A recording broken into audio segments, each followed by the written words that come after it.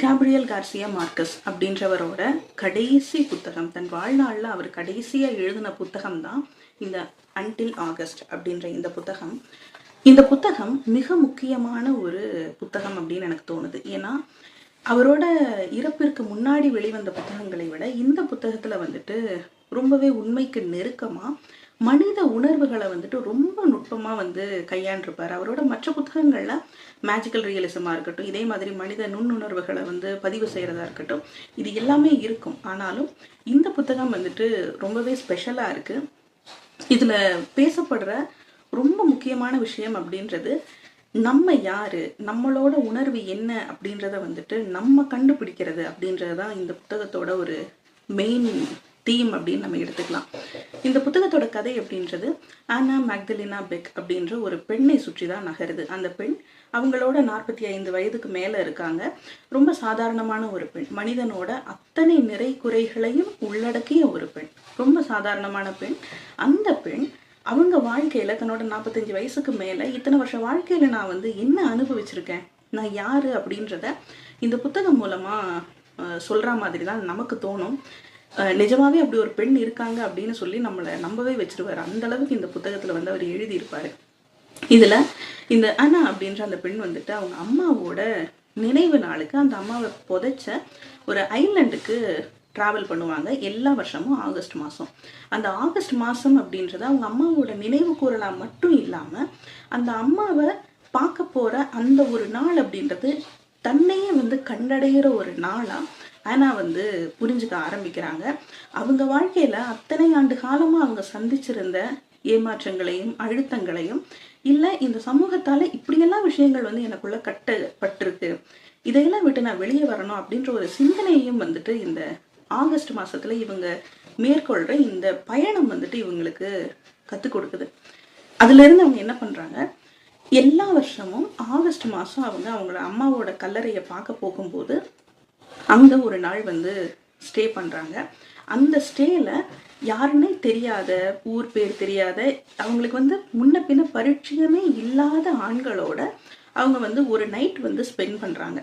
அந்த நைட்ல அவங்க அதை ஸ்பெண்ட் பண்றது அப்படின்றது அத்தனை ஆண்டு காலமா அவங்க அவங்களுக்குள்ள வச்சிருந்த அத்தனை அழுத்தங்களையும் போக்குறதுக்கு ரொம்பவே உதவிகரமா இருக்கு.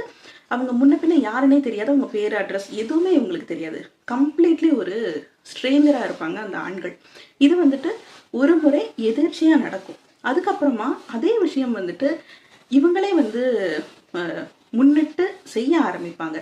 அப்படி ஆரம்பிக்கும் போது அவங்க வாழ்க்கையில நிறைய விஷயங்களை அவங்க புரிஞ்சுக்க ஆரம்பிப்பாங்க. இந்த சமூகம் எப்படி இருக்கு, நான் எப்படி இருக்கேன், குடும்ப வாழ்க்கைனா என்ன, குடும்ப வாழ்க்கையில என்னென்ன மாதிரியான விஷயங்கள்லாம் இருக்கு, சோஷியல் கண்டிஷனிங் அப்படின்றது என்னவா இருக்கு அப்படின்றதையெல்லாம் ரொம்ப நுட்பமா இவங்க புரிஞ்சுக்க ஆரம்பிப்பாங்க. அதே நேரத்துல அவங்களுக்கு ஒரு மகனும் மகளும் இருப்பாங்க. மகள் கான்வென்ட்ல சேர போறேன் அப்படின்னு சொல்லிட்டு இருப்பாங்க. மகன் அவர் ஒரு மியூசிஷியனா இருப்பாரு. அவங்களோட வாழ்க்கையில என்ன நடக்கு பேரலா இது எல்லாத்தையுமே நமக்கு சொல்லிட்டே வருவாங்க. ஆனா இந்த புத்தகத்துல ஆனா மேக்தலினா பெக் இந்த பெண் தன்னோட 45 வயதுக்கு மேல தன்னை கண்டடைதல் அப்படின்றத எப்படி செஞ்சாங்க, அவங்களுக்கு அந்த வாழ்க்கை எதை உணர்த்துச்சு அப்படின்றத ரொம்ப நுட்பமா பேசியிருப்பாரு. நிறைய இடத்துல பெண்களுக்கு இருக்கிற பெரிய பிரச்சனை என்ன அப்படின்னா, நான் யாரு அப்படின்ற அந்த விஷயத்தை பத்தி யோசிக்கிறதுக்கான இடைவெளியே இந்த சமூகம் கொடுக்காது. ஒவ்வொரு ப்ரெஷரா இருக்கும், குடும்ப பொறுப்புகளா இருக்கும், ஏதோ ஒரு விஷயம் அவங்கள போட்டு அழுத்திக்கிட்டே இருக்கும். அப்படியான அழுத்தங்களுக்கு நடுவுல நமக்கான ஒரு நேரத்தை நம்ம ஒதுக்கிக்கிறது எவ்வளவு முக்கியம்.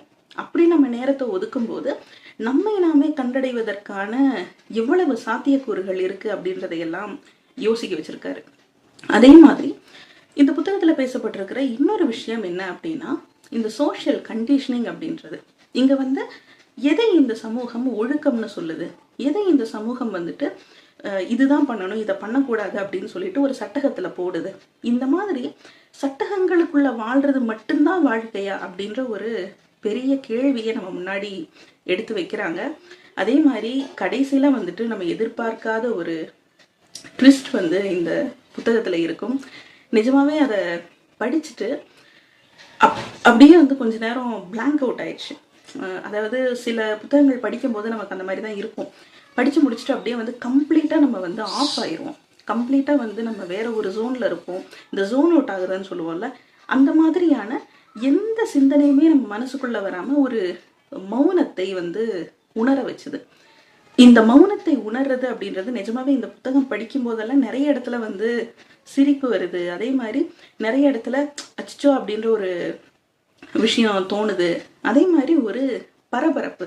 ஆனா மேக்டலினா வந்துட்டு என்னென்ன உணர்வுகளை எல்லாம் அனுபவிக்கிறாங்களோ அந்த உணர்வுகளை ஆசிரியர் வந்து நமக்கு அப்படியே கடத்துறாரு. அது ரொம்பவே அழகா நம்ம கூடயே வந்து ஒரு பயணம் போற மாதிரி அந்த ஒரு ஃபீலை வந்து கொடுக்குது. கிட்டத்தட்ட நம்மளே வந்துட்டு ஆனா கூட இருந்து இதையெல்லாம் பார்த்தா மாதிரி ஒரு எக்ஸ்பீரியன்ஸை இந்த புத்தகம் கொடுக்குது. கண்டிப்பா எல்லாருமே படிச்சு பார்க்க வேண்டிய ஒரு நல்ல எக்ஸ்பீரியன்ஸை கொடுக்கக்கூடிய ஒரு புத்தகம். நிறைய விஷயங்களை யோசிக்க வைக்கும்.